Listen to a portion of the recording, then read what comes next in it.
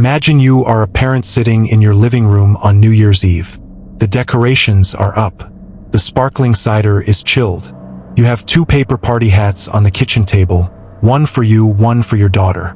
You have been waiting since 10 o'clock at night, watching the minutes crawl past 11, past 11:30, past a quarter to 12, and you keep telling yourself she is just running late, that someone from the restaurant invited her for a drink, that she stopped at a friend's house, that any minute now the front door is going to swing open and she is going to walk in laughing, out of breath, telling some story about why she's late, and you are going to pretend to be annoyed and then pull her into a hug because she is home and she is safe and midnight is still a few minutes away and the new year hasn't started yet and everything is going to be fine. And then the clock strikes 12 and the fireworks go off over the rooftops of Bridgewater, Texas, and the front door does not open and Lauren Hayes is gone. That is not a scene from a movie. That is not a page from a novel. That is what happened to Mark and Diane Hayes on the night of December 31st, 2000, in a small town in the hill country of Texas, and it is one of the most haunting, heartbreaking, and ultimately shattering true crime stories this channel has ever covered. Because what began as a missing persons case in a community of fewer than 7,000 people would remain unsolved for 15 years. 15 years of silence, of waiting, of a family refusing to give up when the rest of the world had moved on, before the truth finally surfaced. And when it did not bring Lauren home. It brought something else entirely. Something that is harder to hold than hope, and heavier than grief, and more final than anything a family should ever have to face. My name is your narrator, and you are watching Cold Case History Report. Welcome back, or if this is your first time here, welcome. Stay with me because this story is long, and it is deep, and it deserves every single minute you are about to give it. Before we go any further, if you believe that stories like Lauren's deserve to be told, that cold cases deserve to stay warm, that the names of the missing should never become footnotes, hit that like button right now. Subscribe to Cold Case History Report, and drop a candle emoji in the comments for Lauren Hayes, because she was a real person, she had a real family, and she deserved to come home that night. Now let's begin. To understand what happened to Lauren Hayes, you have to understand where she came from. Not just the geography of it, not just the fact that she lived in a small Texas town and worked at a local restaurant, but the texture of her life, the specific and ordinary and irreplaceable details that made her who she was, and that make what happened to her so profoundly wrong. Bridgewater, Texas is the kind of town that most people drive through without stopping. It sits in the hill country west of Austin, tucked between cedar ridges and limestone bluffs, the kind of landscape that is beautiful in a spare and serious way. Not dramatic, not flashy, but quietly insistent about its own character. The roads in and out of Bridgewater are 2-lane highways that wind through ranch land and scrub oak. And if you blink at the wrong moment, you can miss the town entirely and not realize it for several miles. The population of Bridgewater hovered around 6,800 people at the time of Lauren's disappearance. That is a number small enough that everyone has a story about everyone else. Small enough that the high school football stadium on a Friday night in October holds more people than live within the city limits on any given Tuesday. Small enough that a stranger walking down Main Street gets noticed and quietly cataloged and discussed at the diner the next morning. Everybody knows everybody's business in a town like Bridgewater. That is both the comfort and the burden of small-town life, the safety net of community, and the weight of total visibility. Main Street in Bridgewater had, at the time of the story, a hardware store that had been run by the same family for 3 generations. A diner called simply the Bridgewater Diner, as if no further description were necessary, which for the locals it wasn't. A drugstore that also sold greeting cards and candles and whatever the seasons called for. A small insurance office. A barber shop. A flower stand that was open only on Saturdays. And not much else unless you counted the Methodist church on the corner and the post office 2 blocks east of that. There was one traffic light in all of Bridgewater. One. It blinked yellow after 10 o'clock at night, which in some ways tells you everything you need to know about the pace and character of that town. Lauren Hayes had grown up on Sycamore Street. For blocks east of Main and 2 blocks south of the elementary school she had attended from kindergarten through 5th grade. The same elementary school where she had once hoped to return as a teacher. She had been born in the county hospital in the nearest city, which was a 45-minute drive away, but she had been brought home to Bridgewater 3 days later, and for all the years that followed, Bridgewater was the only home she had ever known. She was the second child of Mark and Diane Hayes. Her older brother, Daniel, was 26 at the time of her disappearance and had done exactly what so many Bridgewater kids did. Left for college, got a job in a bigger city, and gradually stopped coming back as often as he meant to. Daniel was living in Houston at the time, working in construction management, and while he and Lauren had been close as children, the distance and the years had built the kind of comfortable but infrequent sibling relationship that many families settle into. They texted. They called on birthdays. He had been home for Thanksgiving that year, just 5 weeks before Lauren disappeared, and by all accounts it had been a good visit, easy and warm, full of old jokes and family dinners, the kind of visit that makes you think you should do it more often but somehow you never quite do. Mark Hayes had worked for the county road department for 22 years by the time his daughter vanished. He was the kind of man who showed up early and stayed late, who knew every pothole on every county road between Bridgewater and the highway, who brought home dirt on his boots and washed them himself on the back step before coming inside. He coached Lauren's youth soccer team when she was 9 and 10 and 11. Not because he knew anything particular about soccer, but because someone had to and because Lauren had asked him to. He was not a man who talked much about his feelings, but the people who knew him said that Lauren was the light of his life in a way that was visible from across a room whenever they were together. The way his face changed when she walked in, the way he tracked her movements without seeming to, the way he called her Lore in a voice that was softer than the voice he used for everything else. Diane Hayes taught 4th grade at the elementary school on Maple Avenue, which meant that she had, at various points over the years, taught nearly every child in Bridgewater, and that nearly every parent in town knew her name and trusted her with their children and felt a particular warmth toward her that was the specific warmth people feel for teachers who genuinely love the work. Diane was organized and calm and relentlessly competent in the way that elementary school teachers often are, because you have to be when you are responsible for 22 9-year-olds for 6 hours a day, 5 days a week. She was the parent who remembered other parents' names, who sent cards for graduations and funerals, who brought casseroles to sick neighbors without being asked. She was the person a community leans on without ever quite noticing it is leaning. Lauren, by all accounts, took something from each of them. From Mark she had gotten stubbornness, a fierce kind of loyalty that once given was never withdrawn, and a habit of doing things herself before asking for help. From Diane she had gotten warmth, a gift for reading people, and an almost compulsive generosity, the kind of person who would give you her jacket on a cold night and then not mention it again. She was, by every description that survives her, genuinely and straightforwardly kind. Not in a performative way, not in a way that sought recognition or return, but in the quiet daily way of someone who simply had not been taught to be otherwise. Lauren had graduated from Texas State University the previous May, the May of the year 2000, with a degree in elementary education. She was the first person in her immediate family to finish a 4-year college degree, and the pride her parents took in that fact was enormous and uncontained. Diane had cried at the graduation ceremony. Mark had stood with his chest out and his jaw set in the way men of his generation stand when they are trying not to cry and not quite succeeding. Lauren had crossed the stage in her cap and gown with a grin wide enough to fill the auditorium, and afterward they had all gone to dinner at a nice restaurant in San Marcos, and Mark had ordered a bottle of wine even though he almost never drank wine, and they had toasted her future. Her future, that word. After graduation, Lauren had come back to Bridgewater. The plan was always temporary, stay for the summer, save some money, figure out where to apply for teaching jobs in the fall. But fall came and the job market for new teachers was tighter than expected, and the applications she sent out came back with polite rejections or no response at all, and the savings account was growing but not fast enough, and somehow the temporary arrangement had become the current arrangement, and here she was in December of the year 2000, still in Bridgewater, still living in her old room on Sycamore Street, still waitressing at the restaurant where she had worked summers all through high school and college. She was not unhappy. That is important to say. She was not a person in crisis, not someone whose life had gone wrong, not someone who had given up on her plans or her future. She was a 23-year-old woman in between chapters, which is one of the most normal and universal human experiences there is, and she was handling it with the same practical patience she brought to most things. She had sent out a new round of applications that fall to school districts in Austin and San Antonio and a few smaller towns within driving distance. She had been called for 2 interviews, one of which had gone well enough that she was genuinely hopeful.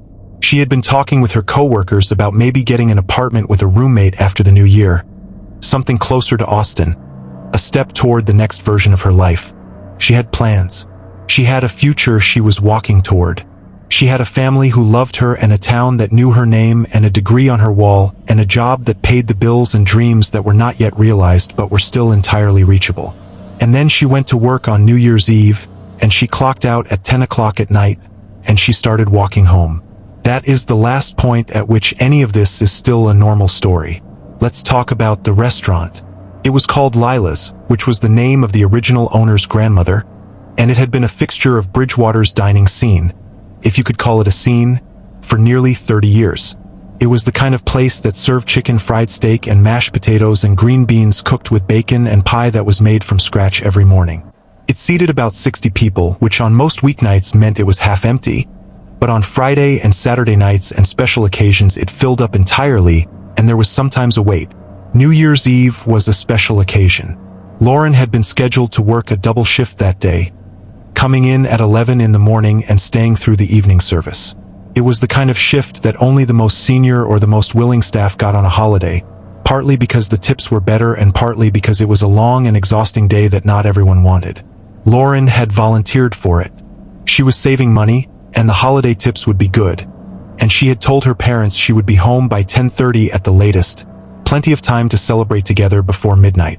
The dinner service that evening had been busy.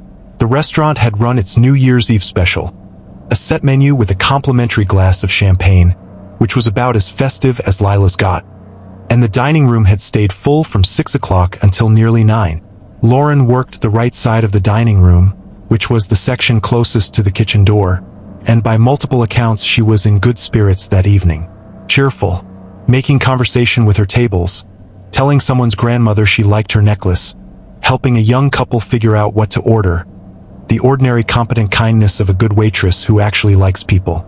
Her last table cleared out around 9:30.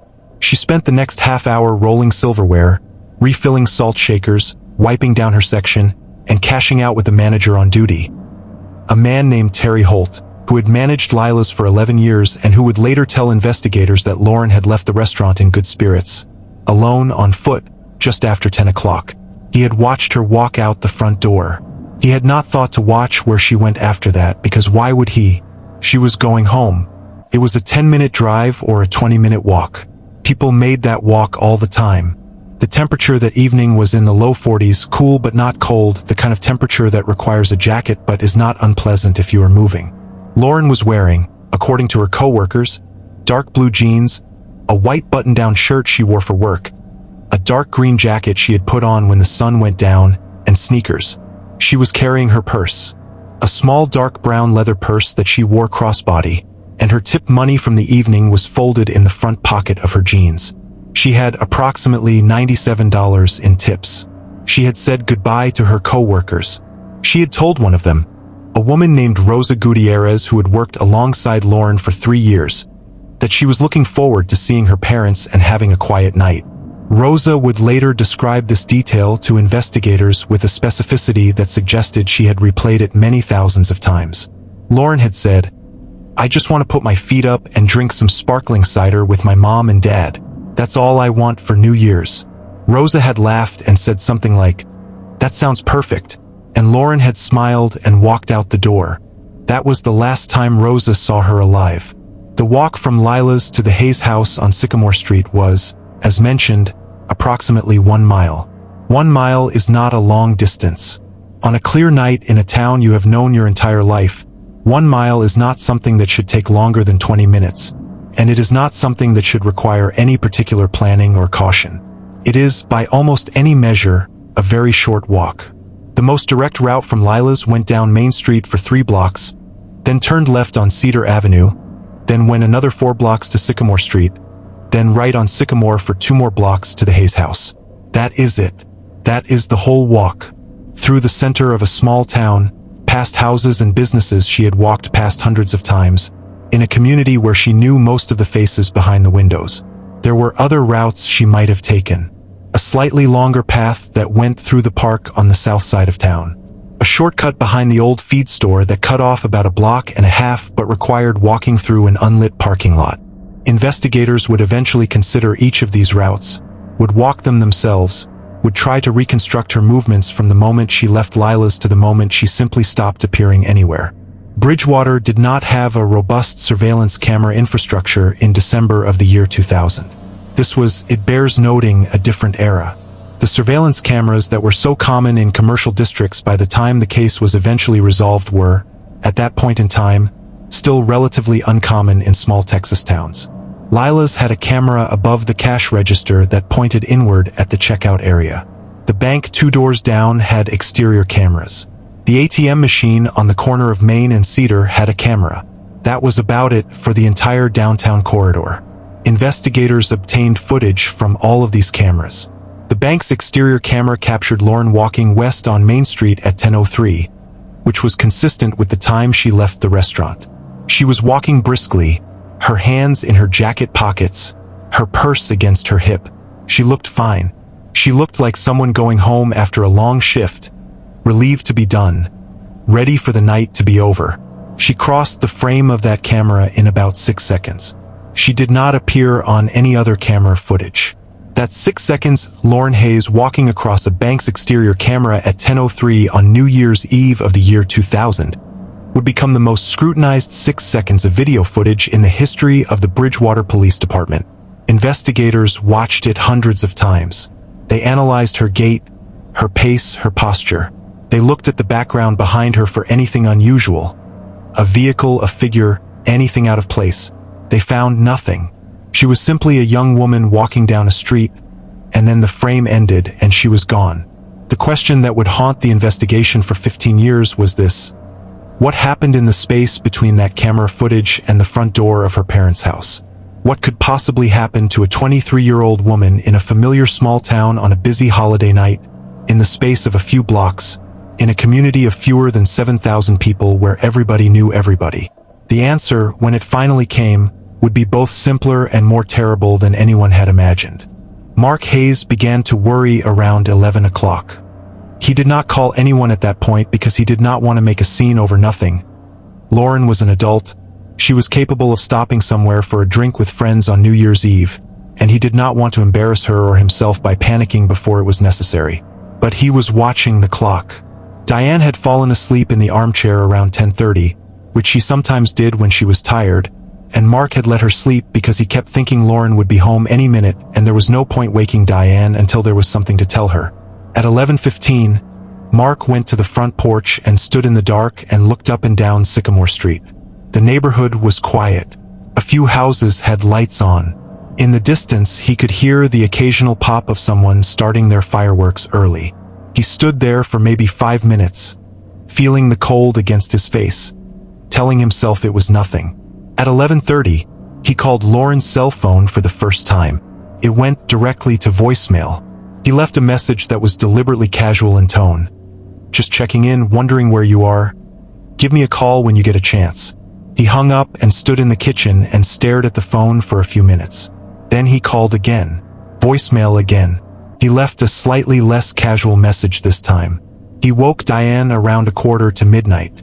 He tried to be measured about it, tried to frame it as just checking in, but Diane knew him too well for that, and she was awake and alert before he had finished his first sentence.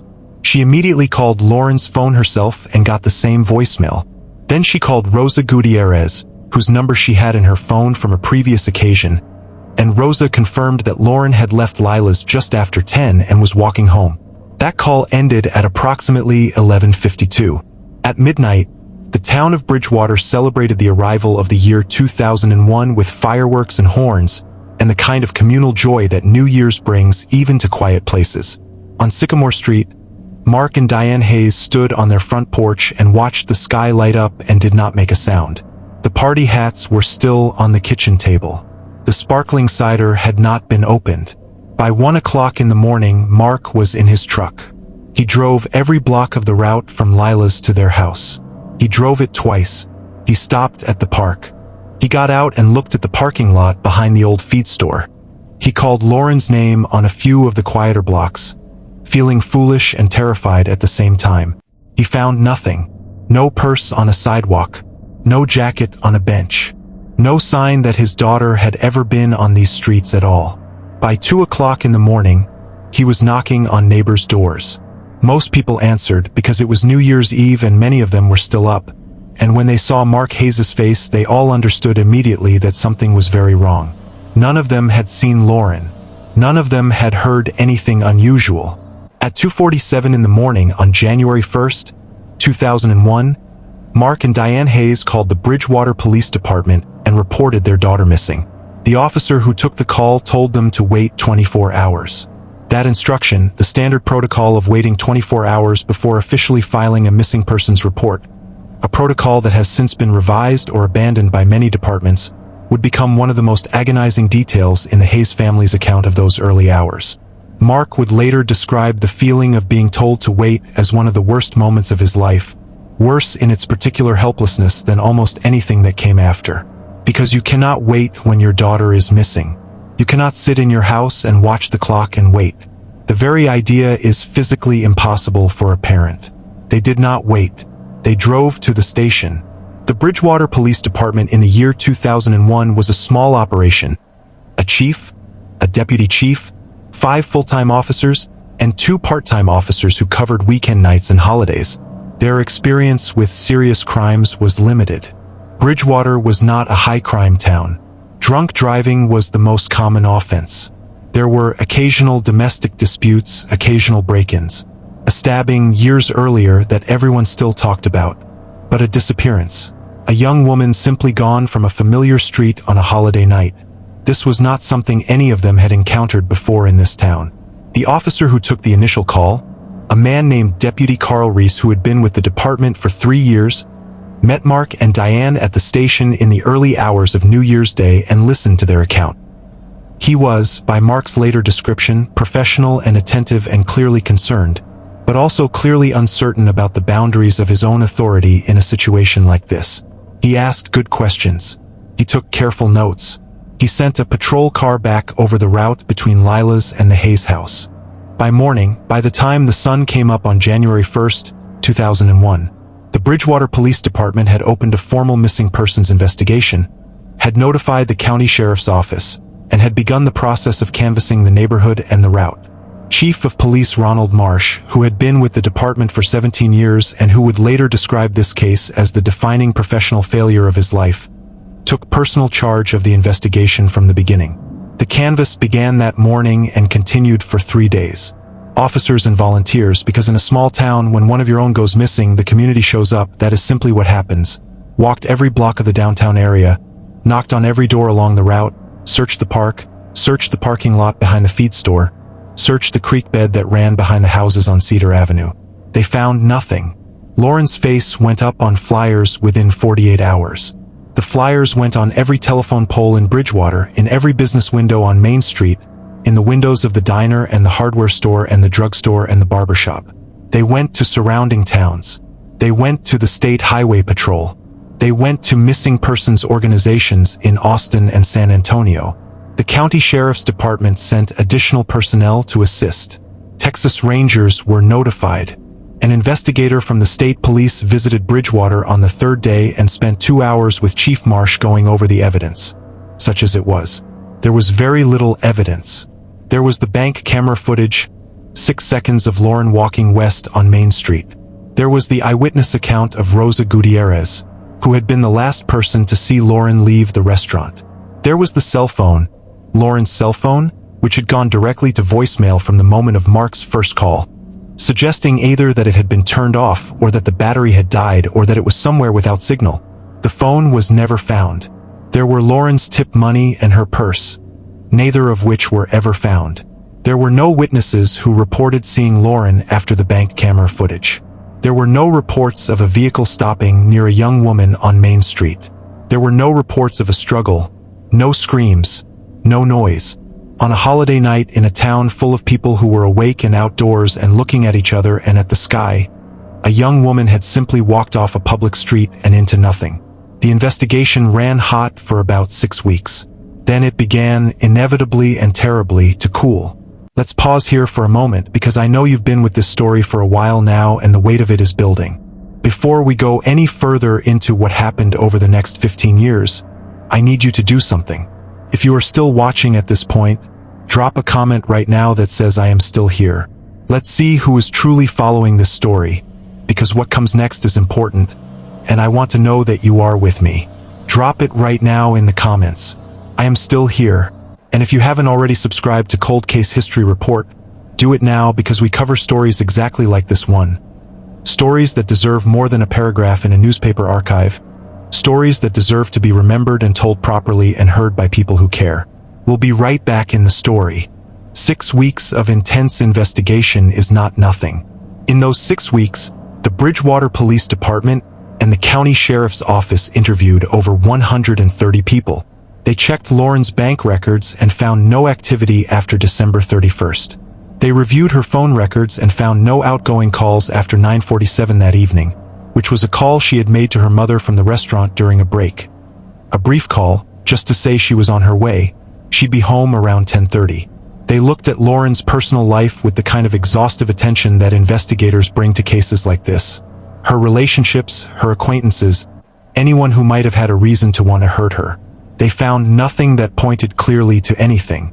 Lauren had not had an ongoing romantic relationship at the time of her disappearance. She had dated someone during her junior year at Texas State, a fellow student named Marcus Webb, but that relationship had ended amicably nearly a year and a half before she disappeared, and Marcus Webb had a verifiable alibi for the night in question, having spent New Year's Eve in Dallas with his family. There was no one else in her life who could be described as a romantic partner, recent or otherwise. She had no known enemies. She had no debts beyond a modest student loan. She had no history of substance abuse, no history of mental health crises, no history of anything that might suggest she had left voluntarily. Her passport was in her room.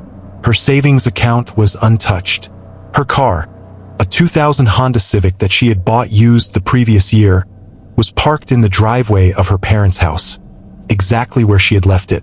Everything about Lauren Hayes' life suggested a person who was going home on New Year's Eve because that was where she wanted to be.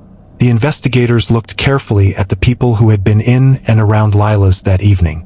They looked at the kitchen staff, the other servers, the manager. They looked at customers who had been identified from credit card receipts. They looked at a handful of men who had been at the bar on the other side of the restaurant. Lila's had a small bar section that operated separately from the dining room, and who had been there during the window of Lauren's shift. They interviewed each of them. They eliminated most of them quickly. A few required follow-up interviews. All of them eventually cleared. They looked at registered sex offenders in the county. They looked at anyone with a recent history of violent crime within a 50-mile radius. They followed tips, and there were tips because in a small town a missing girl generates a flood of calls from people who think they saw something, who think they heard something, who have a bad feeling about so-and-so, or who remember that their neighbor was acting strange on New Year's Eve. Most of these tips led nowhere. A few were followed up seriously and still led nowhere. By the end of February, the case had not been closed. It would never officially be closed, not for 15 years, but the active investigation had slowed to a pace that felt, to Mark and Diane Hayes, indistinguishable from stopping. The daily calls from investigators became weekly. The weekly calls became monthly. The updates contained less and less new information and more of the language of bureaucratic maintenance. We are continuing to monitor. We have not ruled anything out. We appreciate your patience. Patience. As if patience were what was called for. The year 2001 passed, and Lauren did not come home. The year 2002 passed, and Lauren did not come home. Every year brought a new round of media attention on the anniversary of her disappearance.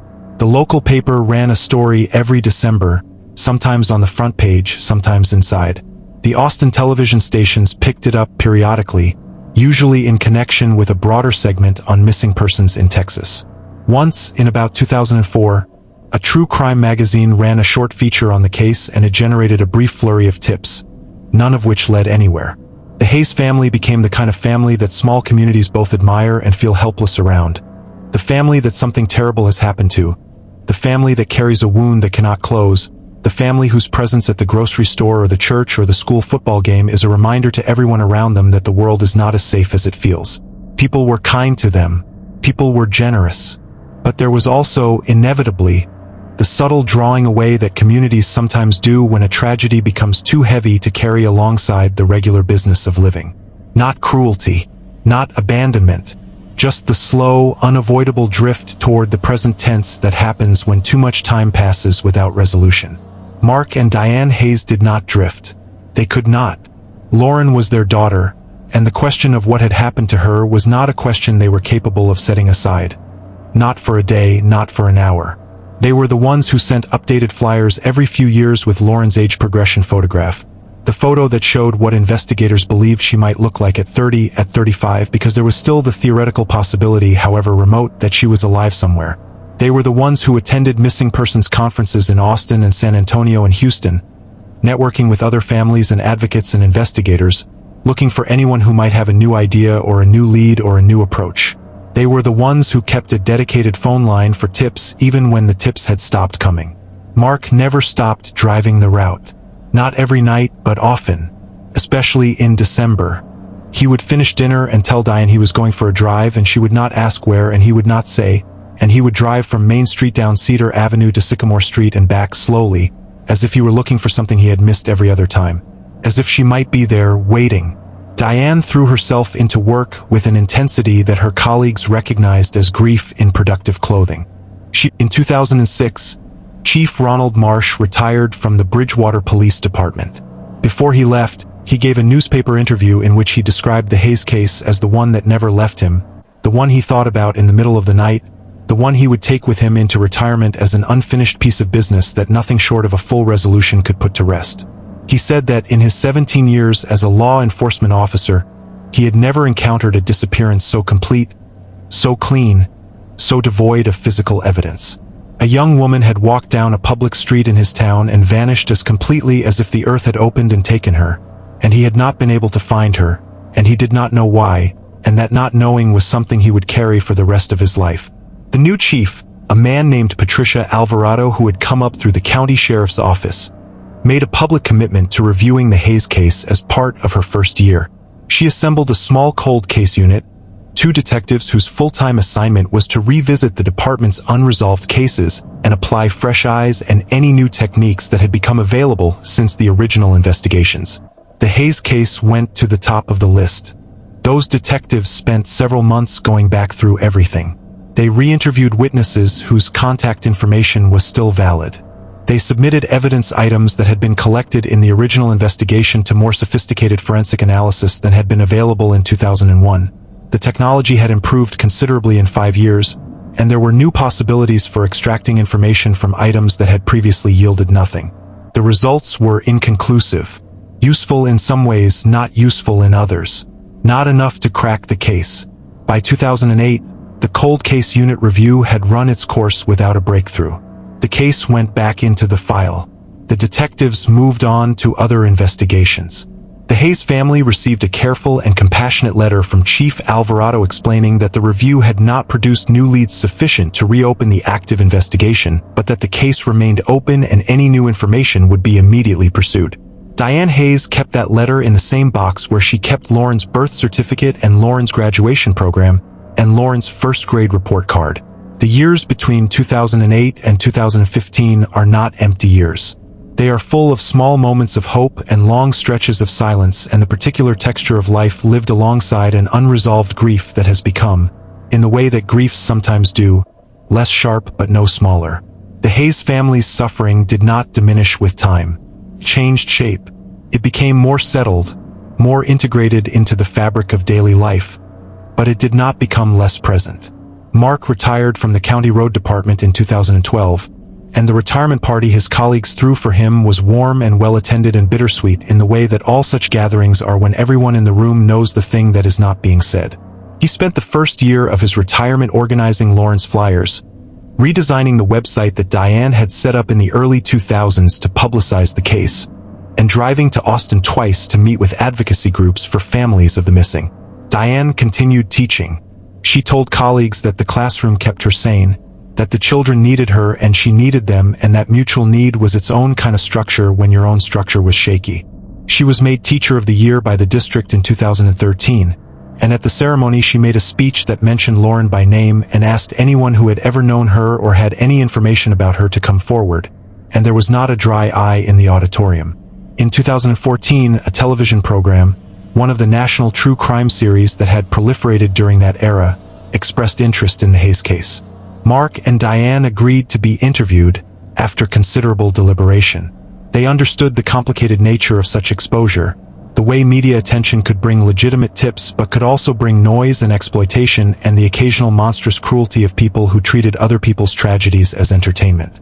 But they also understood that 15 years had passed and their daughter was still missing, and if there was any chance that a national audience could shake loose a piece of information that had been sitting in someone's conscience for 15 years, it was worth doing. The episode aired in the spring of 2014. It generated approximately 300 tips to the tip line. Investigators and volunteers worked through every one of them. Most were quickly ruled out. A handful required more sustained follow-up. None of them broke the case, but one single tip among 300 planted a seed. A woman called the tip line in the weeks after the television episode aired. She did not give her name. She said she had information but was afraid to come forward directly. She said she had been living outside of Bridgewater for 12 years and had moved away in part because of something she had seen or heard around the time of Lauren's disappearance. Something that had frightened her. Something she had been carrying for a long time. She said she was not ready to talk yet. She said she might call back. She did not call back. Not to that tip line. The call was logged and noted. Investigators made some effort to trace it without success. It had been made from a payphone, one of the few still in existence at that point, in a town about 90 miles from Bridgewater. That phone booth has since been removed. But the call was not forgotten. A detective named James Harlow, who had joined the Bridgewater Police Department in 2009 and who had developed a particular investment in the Hayes case, kept a copy of the tip in his personal case notes. He thought about it. He went back to it periodically, the way you go back to something that feels significant even when you cannot articulate why. An anonymous woman who had lived in Bridgewater at the time, who had moved away, who had been frightened, who had seen or heard something. In 2015, Detective Harlow requested permission to reopen an active investigation into the disappearance of Lauren Hayes. He had two reasons for the request. The first was the anonymous tip from 2014, which he believed warranted a renewed effort to identify and locate the caller. The second was something more technical and more recent. The emerging field of forensic genealogy, which had begun to produce remarkable results in cold cases across the country and which, Harlow believed, might be applicable to certain items of physical evidence that had been collected in the original 2001 investigation. Chief Alvarado approved the request. What followed over the next 8 months was the most intensive investigative period in the 15-year history of the Hayes case. Harlow worked it alongside 2 other detectives and a forensic analyst from a private laboratory in Austin that had experience with genealogical DNA analysis. They went back to the evidence collected from the original scene. There was not much, but there was something, a partial biological trace found on a surface near the route that had been preserved in evidence storage for 15 years. Its significance at the time unclear, waiting for technology to catch up with it. The forensic genealogy process is, at its core, a method of using DNA evidence to build a family tree in reverse, starting with an unknown contributor and working outward through databases of genetic information to find relatives, and from relatives to identify the individual. It was the same technique that would later be used to identify the Golden State Killer and to solve numerous other cold cases across the country. In 2015, it was still relatively new and still imperfect, but it was real and it was producing results. The results in the Hayes case took 4 months to come back. When they did, they pointed to a name. The name was not that of a stranger. The name was not that of a drifter passing through. Not that of someone from outside the community who had appeared on New Year's Eve and disappeared again. The name was that of someone who had lived in Bridgewater, who had been known in the community, who had passed people on Main Street and sat in the diner and existed in the ordinary daily life of that town for years. Someone whose name had come up in the original investigation briefly and been set aside. I will not name that individual here, because the legal proceedings that followed the 2015 investigation are complex and ongoing in ways that counsel caution, and because this channel's commitment is to truth responsibly told. What I will tell you is this: the person was found. The truth was established. The facts of what happened to Lauren Hayes on the walk home from Lila's on New Year's Eve of the year 2000 were finally, 15 years later, known. And the Hayes family was told. Imagine being Mark and Diane Hayes on the day Detective Harlow sits down across from you in your own living room. You have been waiting 15 years for this moment. You have never stopped hoping for it, and you have never fully believed it would come. Your daughter's room is still the same. Her graduation photo is still on the mantle. The question that has lived inside your chest for 15 years is about to be answered, and you are sitting very still and you are holding your husband's hand or your wife's hand, and you are telling yourself that whatever comes next you are ready to hear it, that you have been preparing for 15 years and you are ready. You are not ready. There is no preparation sufficient for what it means to learn the truth about your missing child. There is no grief equivalent to the closing of a door that part of you has been holding open for 15 years, because while that door is open there is still the possibility, however small, that it ends differently. The moment the truth arrives, the door closes. The hope ends. What is replaced by what happened? Diane Hayes, by accounts shared later in the context of public advocacy work she undertook after the case's resolution, described that day as the worst and the most necessary day of her life. Worse than any other because it ended the hope. More necessary than any other because it ended the not knowing, and the not knowing had been its own particular form of torture for 15 years. She said she had expected to feel relieved when the truth finally came. She did not feel relieved. She felt broken open. She felt as though the grief she had been managing for 15 years had finally been given permission to arrive in its full and actual size, and its full and actual size was enormous, large enough to fill every room in the house, large enough to change the weight of the air.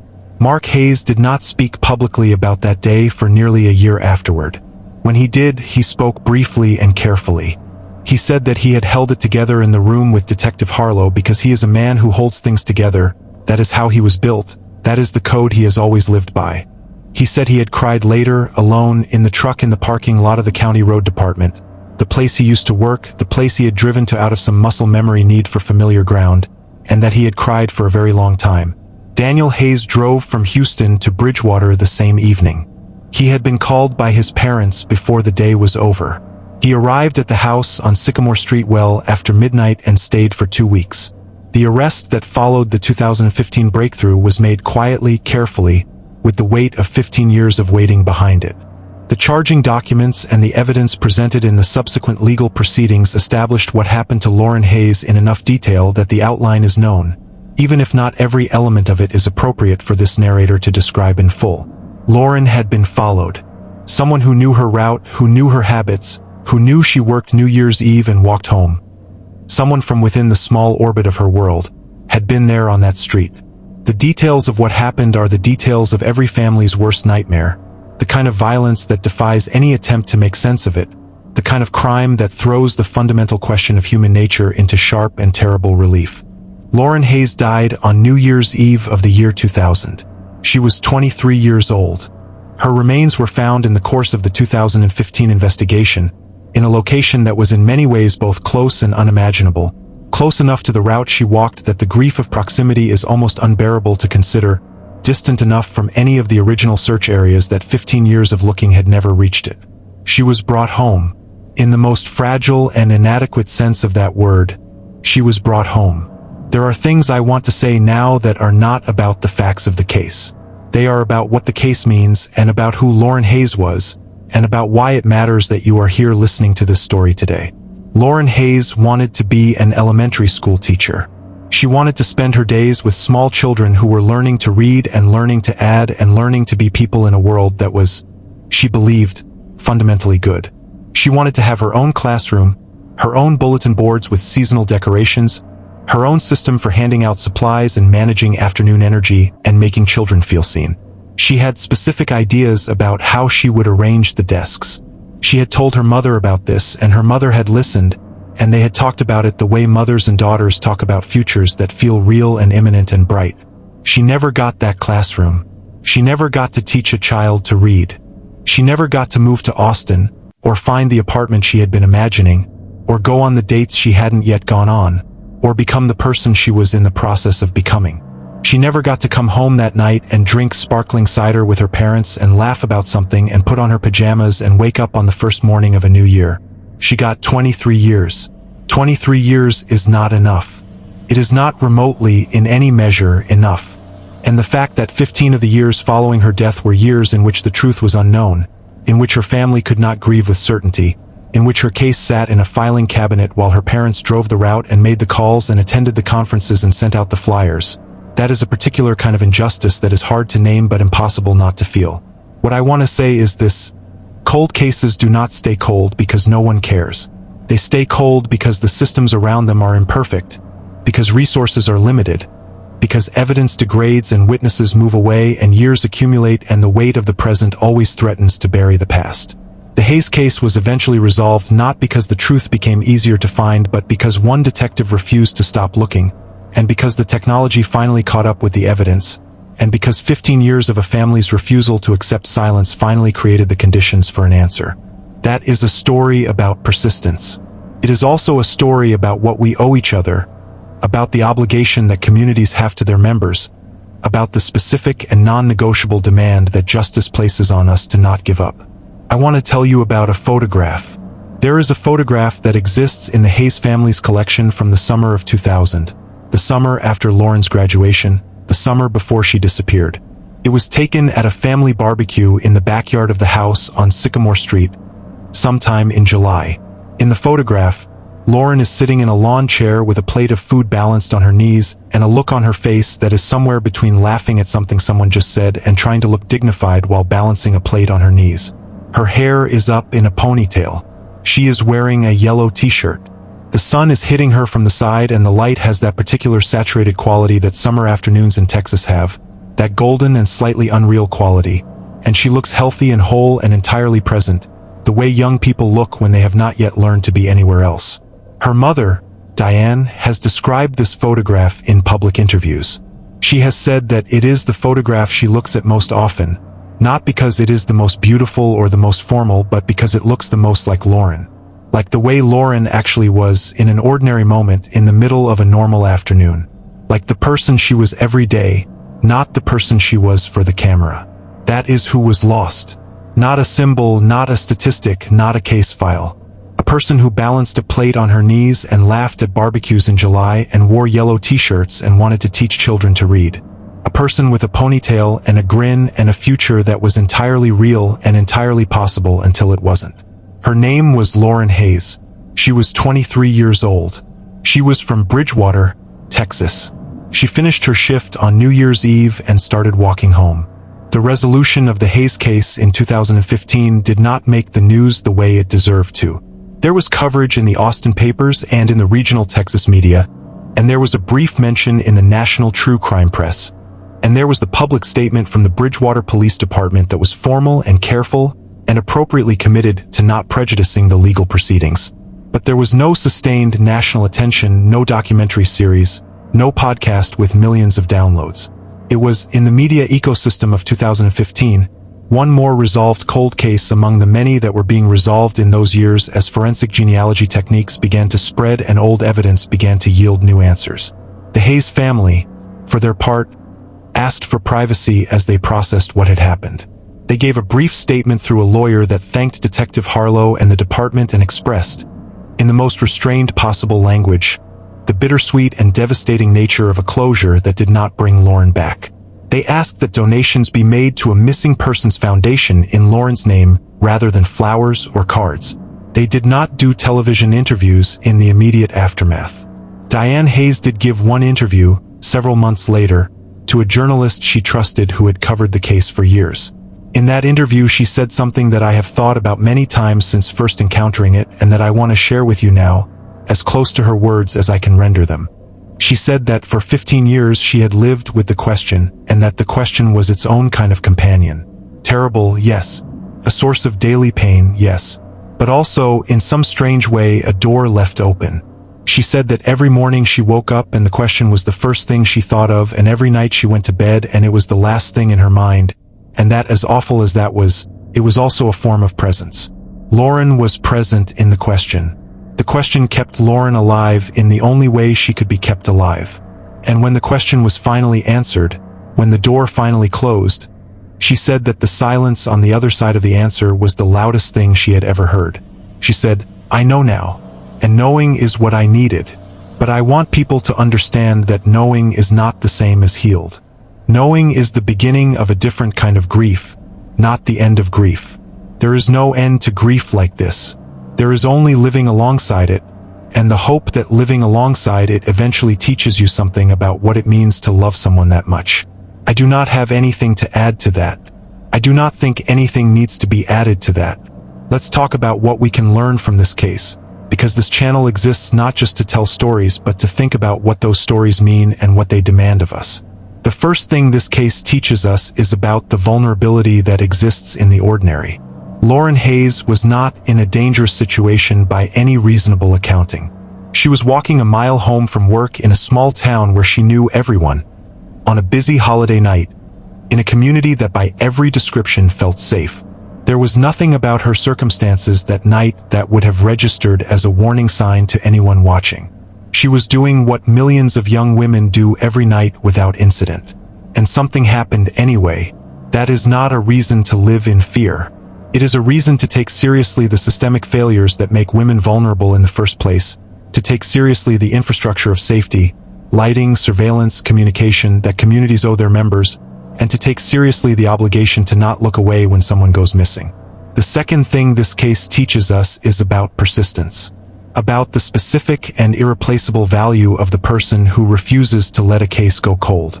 Detective James Harlow spent years thinking about the Hayes case before he had the standing or the resources to act on it. He kept a copy of an anonymous tip in his personal notes.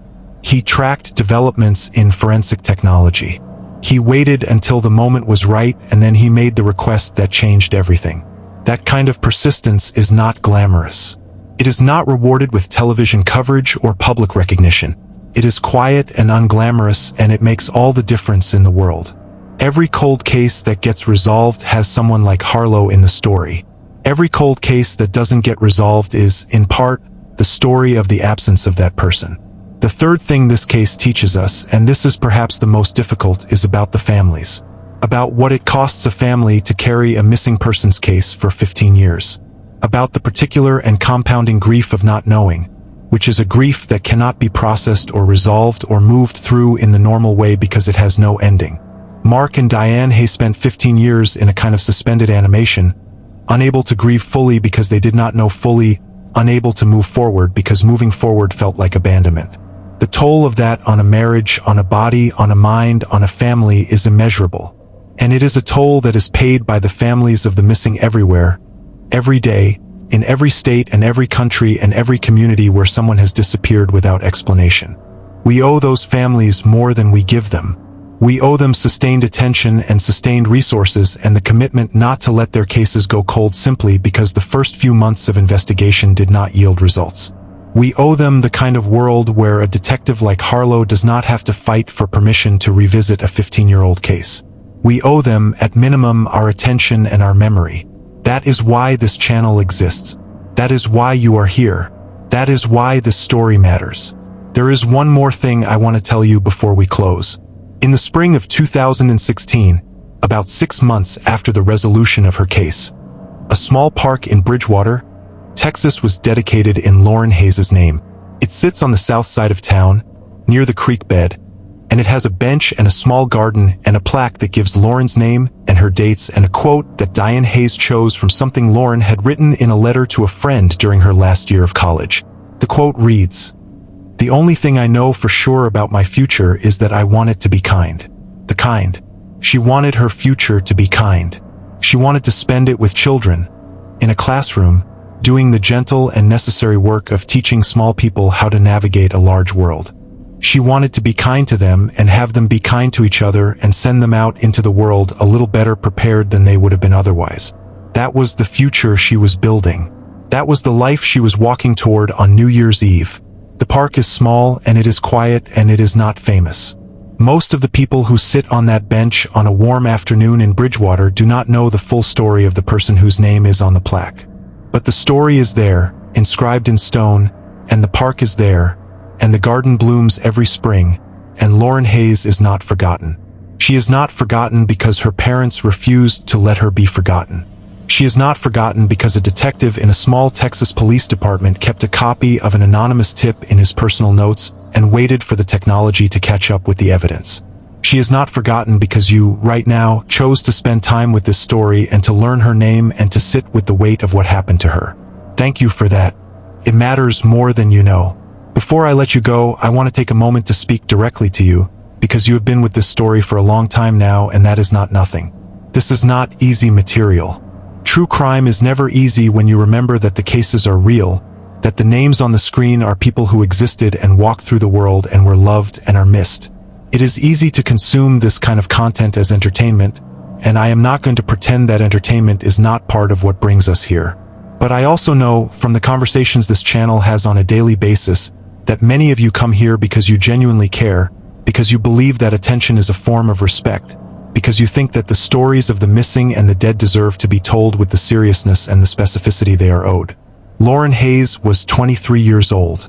She finished her shift on New Year's Eve of the year 2000 and started the 1-mile walk home through the town she had grown up in. Her parents had party hats on the kitchen table and sparkling cider in the fridge. They were planning to celebrate midnight together. She never arrived. By the time the year 2001 began, Lauren was gone. 15 years would pass before anyone knew what had happened to her. And in those 15 years, her parents went to work and drove the route and made the calls and sent the flyers and held each other and held the question and never stopped waiting for an answer. The answer came too late to bring her back. Came in time to give them the truth. Sometimes finding someone does not mean bringing them home. Sometimes it means finally knowing where they are. Sometimes it means finally being allowed to grieve. Sometimes it means a park with a plaque and a garden that blooms every spring and a bench where you can sit and breathe and remember. Sometimes it means a name spoken aloud, after a long silence, by people who chose not to let it be forgotten. Lauren Hayes. Say her name. Remember it. Share the story with someone who deserves to hear it, and light a candle tonight if you have one, and be a little more careful with the people you love, and be a little more grateful for every ordinary Tuesday and every unremarkable walk home and every moment that is so normal and so safe that it does not occur to you to appreciate it until something like this reminds you that nothing is guaranteed. Not even 1 mile. Not even 20 minutes. Not even New Year's Eve in a town where everyone knows your name. This has been Cold Case History Report.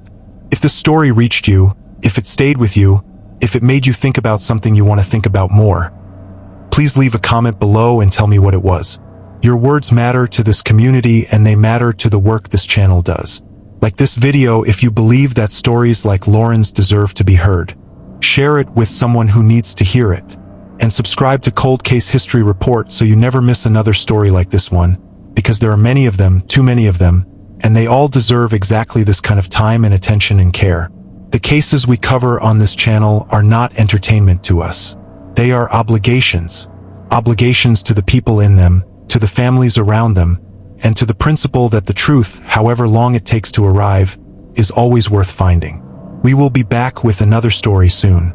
Until then, do not forget the names. Lauren Hayes. She was 23 years old. She was from Bridgewater, Texas. She wanted her future to be kind. Rest, Lauren.